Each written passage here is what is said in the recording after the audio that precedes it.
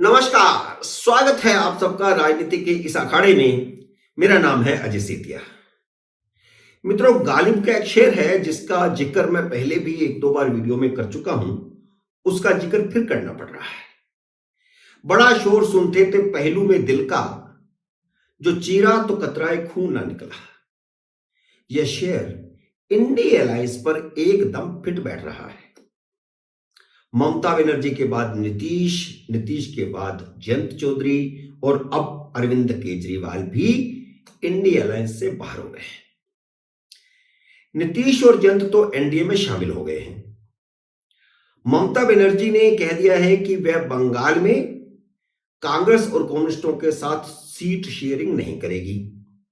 केजरीवाल ने कह दिया है कि वह पंजाब, चंडीगढ़ और दिल्ली में कांग्रेस के साथ सीट शेयरिंग नहीं करेंगे।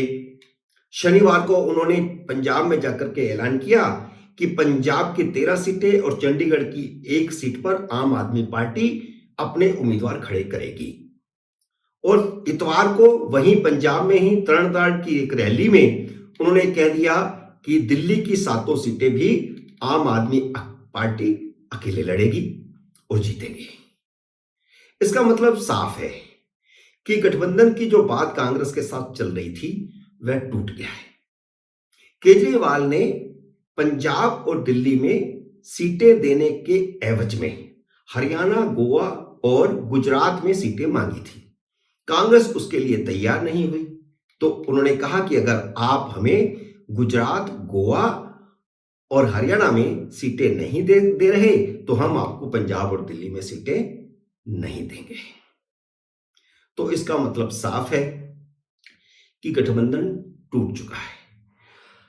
लेकिन यह अभी ऐलान हुआ है, हो सकता है यह धमकी भी हो, और इस धमकी के बाद अगर कांग्रेस झुक जाती है तो वह पलट सकते हैं। केजरीवाल वही व्यक्ति हैं जो अपने बच्चों की कसम खा करके पलट चुके हैं, तो इससे भी पलट सकते हैं। लेकिन आज की स्थिति यह है कि गठबंधन टूट चुका है।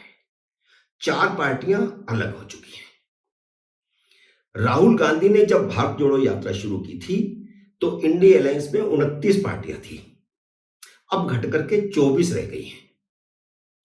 इनमें से 6 पार्टियां तो लेफ्ट विंग की हैं, उनका अपना एक लेफ्ट मोर्चा है। उस मोर्चे ने इंडी अलायंस में अपने आप को शामिल किया था। तो उन 6 पार्टियों को और निकाल दीजिए, बाकी रह गई 18 पार्टियां। और इन 6 पार्टियों का भी अपन विश्लेषण कर लें तो इनका प्रभाव सिर्फ एक राज्य केरल में बचा है, और लेफ्ट विंग ने कह दिया है कि वे केरल में कोई भी गठबंधन कांग्रेस के साथ नहीं करेगी। तो इसका मतलब क्या हुआ? प्रैक्टिकली तो अब 18 दल रह गए, और इन 18 दलों में से 8 पार्टियां ऐसी हैं जिनकी लोकसभा में एक भी सीट नहीं है और आगे भी जीतने की कोई संभावना नहीं है, एक आरजेडी को छोड़कर। हो सकता है आरजेडी एक आध जीत जाए। पिछली बार तो आरजेडी एक भी सीट जीत नहीं सकी थी।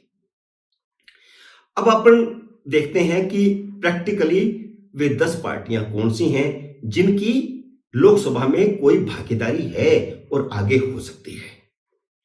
तो पहले कांग्रेस, और उसके बाद 2 नंबर की पार्टी है डीएमके, जिसकी अच्छी खासी सीटें हैं, 22 के करीब लोकसभा में सीटें हैं।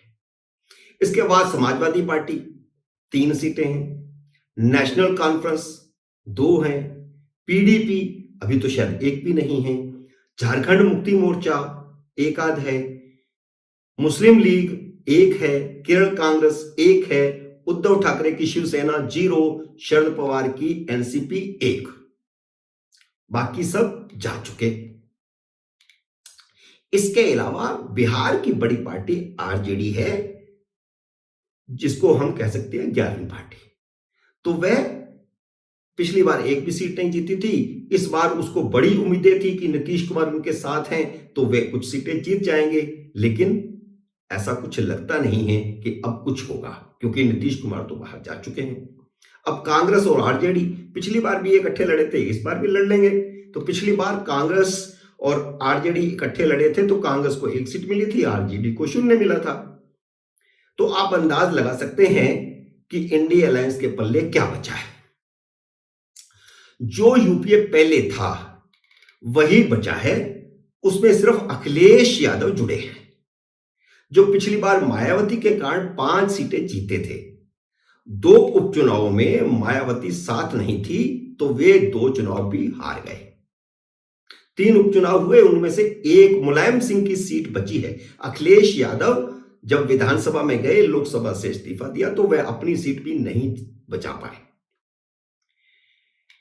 अब आप अंदाज लगा सकते हो कि इंडी अलायंस आज किस स्थिति में है।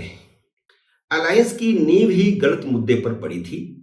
नींव यह थी कि मोदी अपने विरोधियों के खिलाफ ईडी सीबीआई का इस्तेमाल करके सबको नंगा कर रहे हैं, सबके भ्रष्टाचार को उजागर करके सबको जेल में डालने की साजिश रच रहे हैं। इसलिए सबको एकजुट होकर मोदी को हटाना चाहिए। यह थी नींव इंडिया अलायंस की। तो उद्देश्य क्या था? उद्देश्य यह था कि मोदी रहे तो उनकी लूट खसूट हमेशा के लिए बंद हो जाएगी। इंडिया अलायंस भ्रष्टाचार के ठोस आधार पर खड़ा था। सबको लगता था कि मोदी विरोधी वोटों का विभाजन रोककर वे मोदी को हरा सकते हैं। अलायंस बनने का दूसरा ठोस आधार यह था कि कांग्रेस ने प्रधानमंत्री पद का दावा छोड़ दिया था। लेकिन जैसे ही अलायंस बना, राहुल गांधी फिर से यात्रा पर निकल पड़े। संकेत साफ था कि कांग्रेस बाकी दलों का इस्तेमाल करके सत्ता हासिल करना चाहती है। वह किसी और के लिए प्रधानमंत्री पद की सीट खाली नहीं छोड़ेगी। इनमें से ज्यादातर क्षेत्रीय दलों का वोट असल में कांग्रेस विरोधी वोट है, जैसे नीतीश कुमार और जयंत चौधरी, या फिर ममता बनर्जी और केजरीवाल। तो ये सभी नेता अपने वोट से कांग्रेस को क्यों मजबूत होते देखना चाहेंगे? सिर्फ मोदी विरोधी वोटों का विभाजन रोकना भी उद्देश्य होता तो बुरी बात नहीं थी। देश में ऐसा पहला भी हो चुका है, जब कांग्रेस विरोध के नाम पर परस्पर विरोधी विचारधारा वाले इकट्ठे हुए थे। 1967 से लेकर के 1977 तक ऐसे कई प्रयोग हुए। फिर 1996 से लेकर के 2014 तक भी 2 प्रयोग हुए, पहले एनडीए का, फिर यूपीए का। लेकिन पहले वाले प्रयोग और बाद के प्रयोग, इन सभी प्रयोगों में किसी व्यक्ति के खिलाफ मोर्चा नहीं खोला गया था, किसी व्यक्ति के खिलाफ गठबंधन नहीं हुआ था। पहली बार यह गठबंधन किसी व्यक्ति के खिलाफ हुआ, एक व्यक्ति से नफरत पर आधारित गठबंधन था। इसलिए वैसे नतीजे भी नहीं दिखाई दे रहे थे जैसे 1977 या फिर 1996 और फिर 1998 में बने कांग्रेस विरोधी गठबंधनों से निकलकर आए थे। इसलिए सबको लगा कि कांग्रेस ने उनका इस्तेमाल करके राहुल गांधी को रीलॉन्च कर दिया है, जबकि नीतीश कुमार, ममता बनर्जी और केजरीवाल खुद विपक्ष का प्रधानमंत्री बनने के सपने ले रहे थे। तो कुल मिलाकर यह कि राहुल गांधी के रीलॉन्च ने इंडी अलायंस के चिथड़े उड़ा दिए। मित्रों, उम्मीद है मेरा ये वीडियो आपको पसंद आया होगा। इसे लाइक और शेयर कीजिए। अगर आपने मेरे YouTube चैनल को अब तक सब्सक्राइब नहीं किया तो कृपया सब्सक्राइब करके अपना आशीर्वाद दीजिए। जल्द ही मिलते हैं अगले वीडियो में किसी अन्य विषय के साथ। तब तक नमस्कार।